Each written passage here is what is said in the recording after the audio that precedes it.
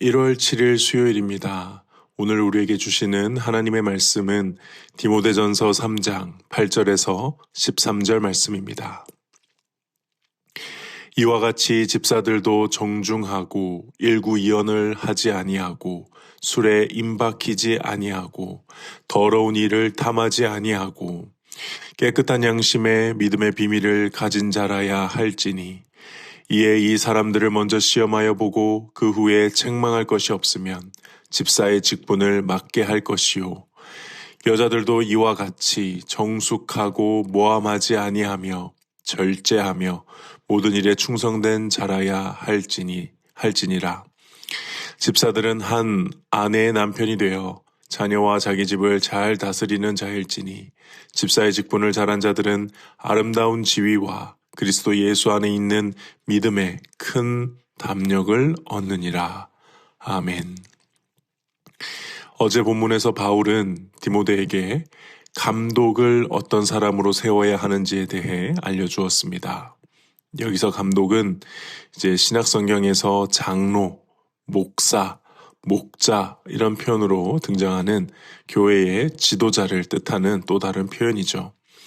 그 감독은 책망할 것이 없으며 한 아내의 남편이 돼야 되고 절제하고 신중하며 단정하고 나그네를 대접하며 잘 가르치기를 하는 등 교회에서 이 다스리는 직분을 가진 자가 어떠해야 되는지에 대해 지난 본문에서 우리는 배웠습니다.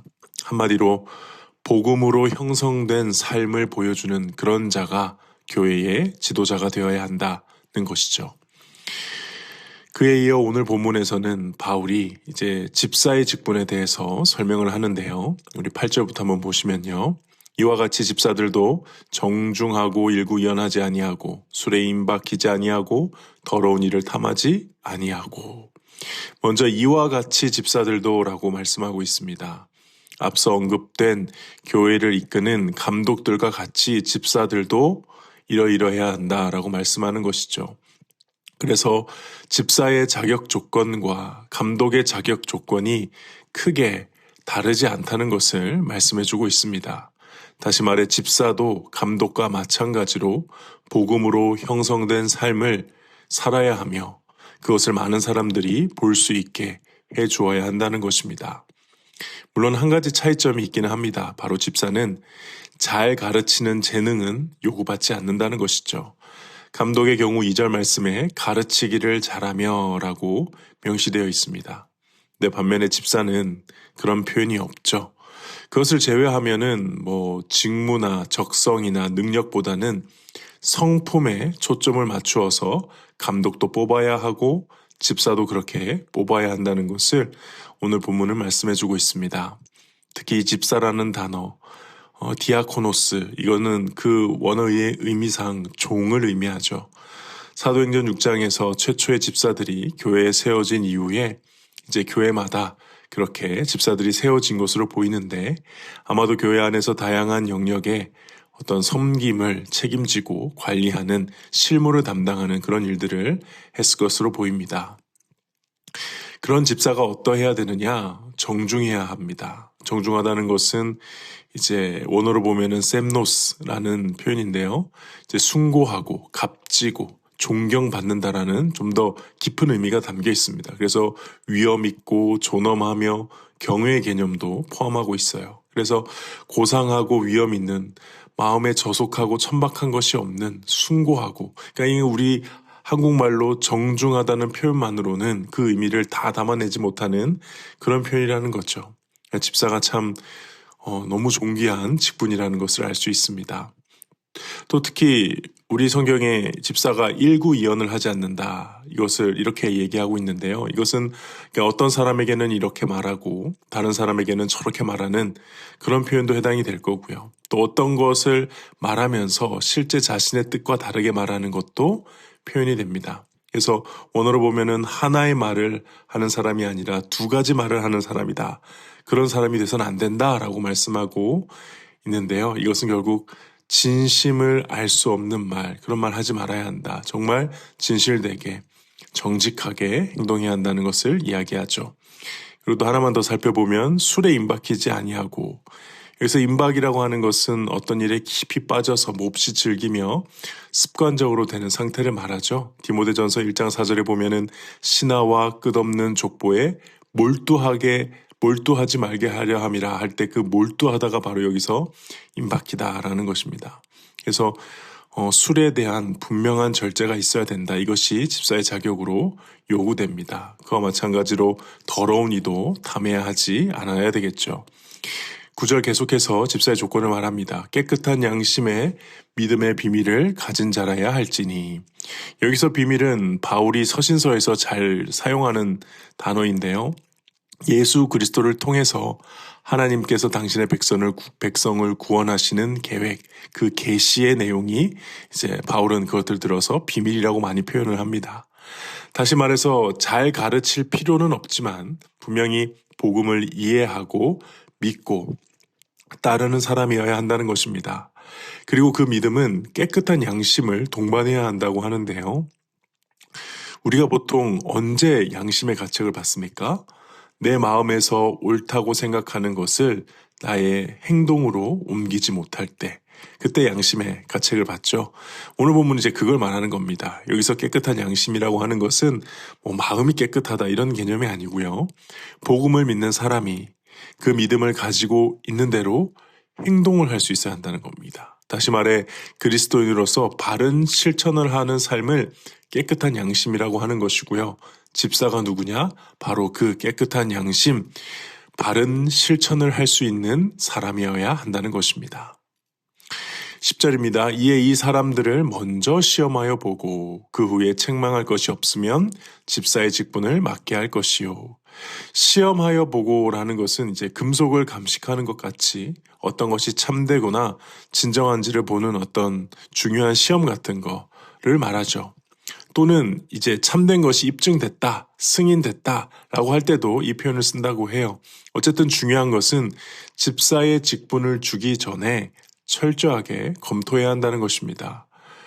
이 요건이 있는 이유가 무엇일까요? 그것은 집사가 누가 되든지 간에 시간을 두고 검증을 하라는 것입니다. 먼저 시험하여 보고 그 후에 책망할 것이 없으면, 그러니까 충분히 시간을 두고 보아서 책망할 것이 없는 상태가 되었을 때 집사를 세우라는 것이죠. 사실 어떤 사람들의 죄는 바로 드러나기도 하지만 어떤 사람의 그 진정한 모습은 시간이 지나야 알 수 있는 경우도 있기 때문에 성급하게 일꾼을 세우지 말고 시간을 두고 더 철저하게 검증해서 세우라는 것입니다.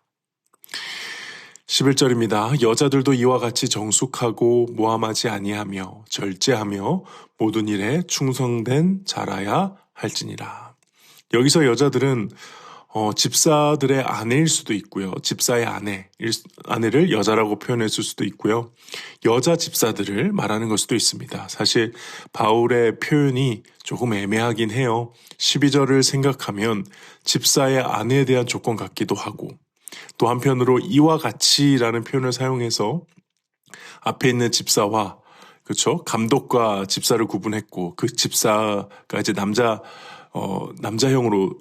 남성형으로 되어 있거든요. 그래서 그 집사와 구분되는 여자 집사에 대한 어떤 그 덕목이다 이렇게 볼 수도 있는데요.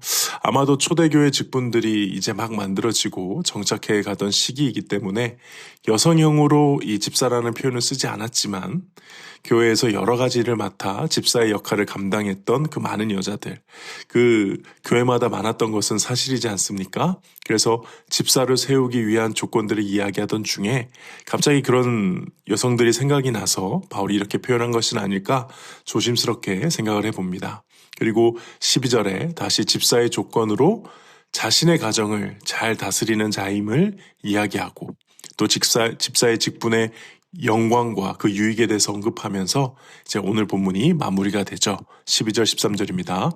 집사들은 한 아내의 남편이 되어 자녀와 자기 집을 잘 다스리는 자일지니 집사의 직분을 잘한 자들은 아름다운 지위와 그리스도 예수 안에 있는 믿음에 큰 담력을 얻느니라. 오늘 본문을 통해서 우리는 무엇을 묵상해 볼 수 있을까요? 저는 이 교회에서 어떤 일을 하게 되든지 가장 중요한 자질이 무엇일까? 그것은 능력이 아니라 성품이구나. 그리스도를 닮은 성품이 교회에서 가장 중요한 어떤 섬기는 자리, 다스리는 자리, 그 모든 자리에 중요한 자질이구나라는 사실을 다시 한번 깨닫게 됩니다.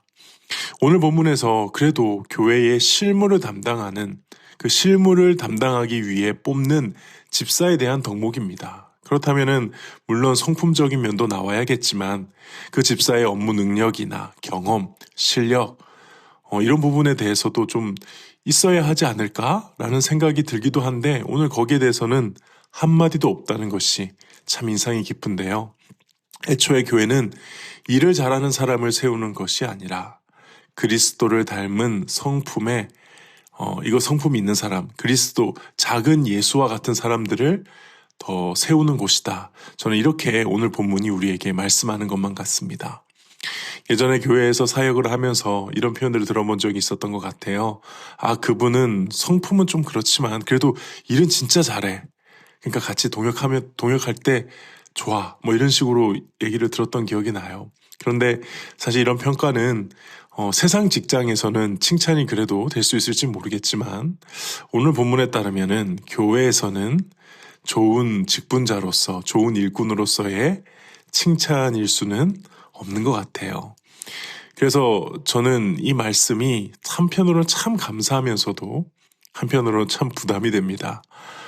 저와 여러분이 교회에서 각자의 직분으로 섬길 때에 우리 주님께서는 네가 일을 얼마나 잘했느냐, 얼마나 성과를 내었느냐, 얼마나 많은 결과물을 내었느냐 이런 관점으로 보지 않으신다는 점에서 참 감사하지만 또 한편으로는 얼마나 정중했느냐, 얼마나 신실했느냐, 얼마나 깨끗한 양심이었느냐, 얼마나 정숙했느냐, 얼마나 모함하지 않았느냐, 얼마나 절제했느냐, 얼마나 진심으로 충성했느냐 이런 걸 보신다고 생각하니 참 부담이 되기도 하는 것이죠.